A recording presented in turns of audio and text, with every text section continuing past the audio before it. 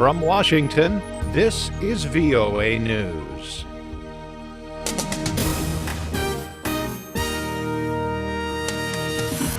President Obama calls on Congress to avoid defaulting on the country's debts. And the God particle discoverers win the Nobel Prize.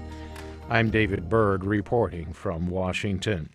With the partial U.S. government shutdown in its second week, President Barack Obama and House Speaker John Boehner have refused to move from their positions on reopening the government and passing legislation to raise the debt ceiling.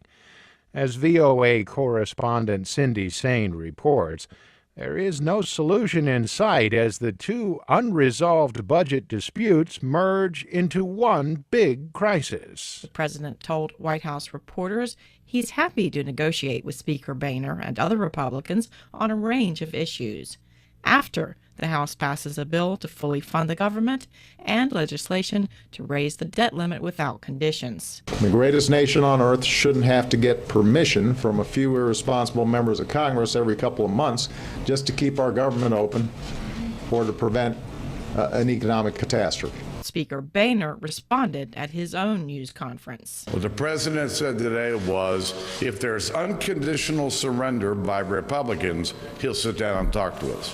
Boehner said there will be negotiations to raise the debt limit and called on the president or Senate Democratic leaders to start talking to House Republicans right away. Cindy Saine, VOA News on Capitol Hill. For the latest on this story, you can log on to our website, www.voanews.com. The International Monetary Fund is cutting its forecast for economic growth throughout the world, mostly because expansion has slowed in nations like China, India, and Brazil. The IMF said Tuesday it expects the global economy to advance 2.9% this year and 3.6% next year. That's down from previous forecasts. The Washington-based agency said that economic growth had slowed or flattened throughout the world. Meanwhile, the IMF's chief economist, Olivier Blanchard, warned that there could be major financial disruptions throughout the world if the United States does not increase its borrowing limit to avoid a default on its financial obligations. Failure to lift the debt ceiling would, however, be a major event. Prolonged failure would lead to an extreme fiscal consolidation and almost surely derail the U.S. recovery. The United States needs to increase its $16.7 trillion debt ceiling by October 17th so it can continue to borrow money to fund its operations and to pay interest on vast government securities held by China, Japan, and other overseas investors.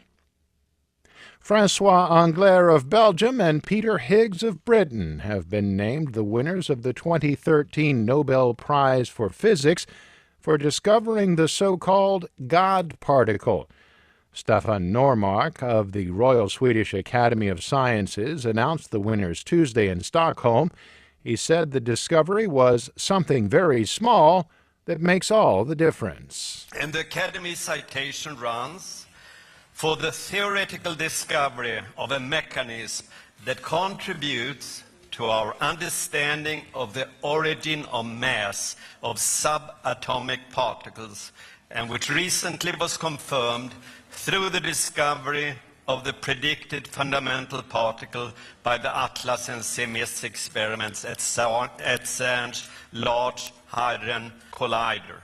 Englert and Higgs are known for discovering the Higgs boson. It's a subatomic particle nicknamed the God particle because it validates a very basic concept of particle physics, the so-called Higgs field, which is believed to make possible the existence of atoms themselves.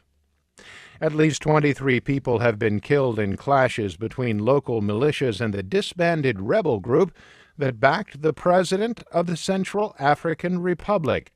Security officials say witnesses say the fighting between the militias and the former Seleka rebels erupted early Tuesday in a remote village in the CAR's northwestern region. Tibetan activists say that Chinese police opened fire in a confrontation with protesters in China's Tibetan Autonomous Region. At least 60 people were wounded. Local and exiled Tibetan sources told VOA's sister network, Radio Free Asia, the incident happened on Sunday.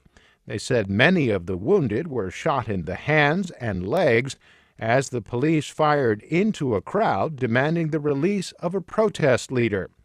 Chinese police had detained the activist last week for protesting official orders for Tibetans to fly Chinese flags on their homes October 1st.